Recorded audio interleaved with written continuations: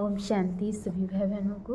आज प्यारे बाबा के मधुर महावाक्य हैं 14/2/2025 प्रातः मुरली।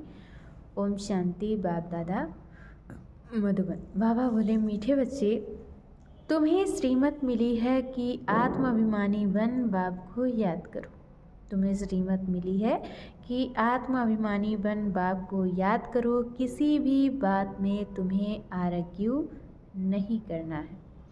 प्रश्न है, बुद्धि योग स्वच्छ बन बाप से लग सके उसकी युक्ति कौन सी रची हुई है? बुद्धि योग स्वच्छ बन बाप से लग सके उसकी युक्ति कौन सी रची हुई है? उत्तर में बाबा ने बताया है 7 दिन की भट्टी।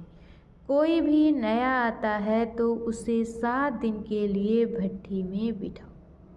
बाबा कहते हैं, अगर कोई भी नया आता है तो उसे 7 दिन के लिए भट्टी में बिठाओ, जिससे बुद्धि का कचरा निकले और गुप्त बाप गुप्त पढ़ाई और गुप्त वर्षे को पहचान सकें। अगर ऐसे ही बैठ गए तो मूझ जाएंगे। बाबा कहते हैं, अगर ऐसे ही बैठ गए तो मूझ जाएंगे, समझेंगे कुछ नहीं। गीत है, जाग सजनिया जाग, नभियु गाया रे। ओम शांति।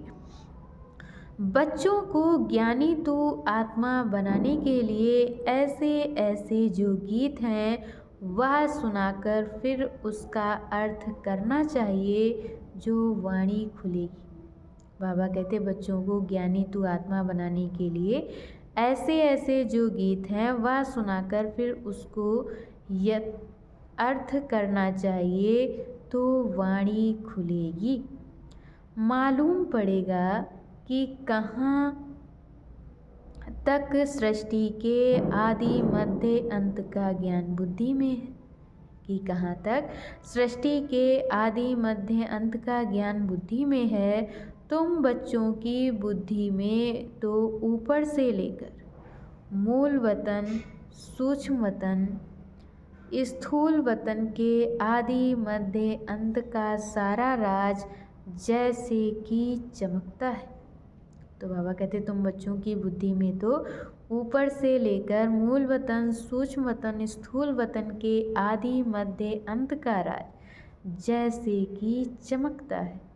बाप के पास भी यह ज्ञान है जो तुमको सुनाते हैं। बाप के पास भी ये ज्ञान है जो तुमको सुनाते हैं। ये है बिल्कुल नया ज्ञान। भल शास्त्र आदि में नाम है, परंतु वह नाम लेने से अटक पड़ेंगे। बाबा कहते, भल शास्त्र आदि में नाम है परंतु वह नाम लेने से अटक पड़ेंगे, डिबेट करने लग पड़ेंगे। यहाँ तो बिल्कुल सिंपल रीति समझाते हैं। यहाँ तो बिल्कुल सिंपल रीति समझाते हैं। भगवान वाच, मुझे याद करो मैं ही पतित पावन हूँ। मुझे याद करो मैं ही पतित पावन हूँ। कभी भी श्री कृष्ण को व ब्रह्मा विष्णु शंकर आदि को पतित पावन नहीं कहेंगे। कभी भी श्री कृष्ण को व ब्रह्मा विष्णु शंकर आदि को पतित पावन नहीं कहेंगे। सूक्ष्म वतन वासियों को भी तुम पतित पावन नहीं कहते हो, तो स्थूल वतन के मनुष्य पतित पावन कैसे हो सकते? यह ज्ञान भी तुम्हारी बुद्धि में ही है। बाबा कहते, ये ज्ञान भी तुम्हारी बुद्धि में ही है। शास्त्रों के बारे में जास्ती आर्ग्यू करना अच्छा नहीं है। बहुत वाद विवाद हो जाता है। बहुत वाद विवाद हो जाता है। एक दो को लाठियां भी मारने लग पड़ते हैं। तुमको तो बहुत सहज समझाया जाता है। बाबा कहते, तुमको तो बहुत सहज समझाया जाता है। शास्त्रों की बातों में टू मच नहीं जाना है। मूल बात है ही आत्म अभिमानी बनने की।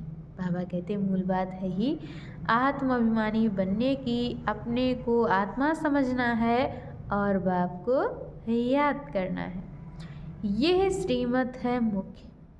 अपने को आत्मा समझना है और बाप को याद करना है। यह श्रीमत है मुख्य, बाकी है डिटेल। बीज कितना छोटा है, बाकी झाड़ का विस्तार है। बाबा कहते बीज कितना छोटा है और बाकी झाड़ का विस्तार है। जैसे बीज में सारा ज्ञान समाया हुआ है, वैसे यह सारा ज्ञान भी बीज में समाया हुआ है। तुम्हारी बुद्धि में बीज और झाड़ आ गया है।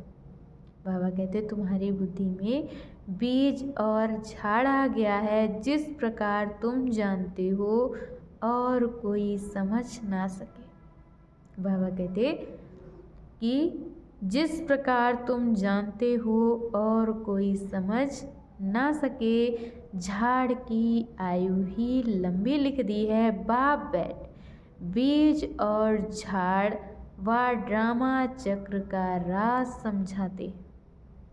बाप बैठ बीज और झाड़ व ड्रामा चक्र का राज समझाते हैं।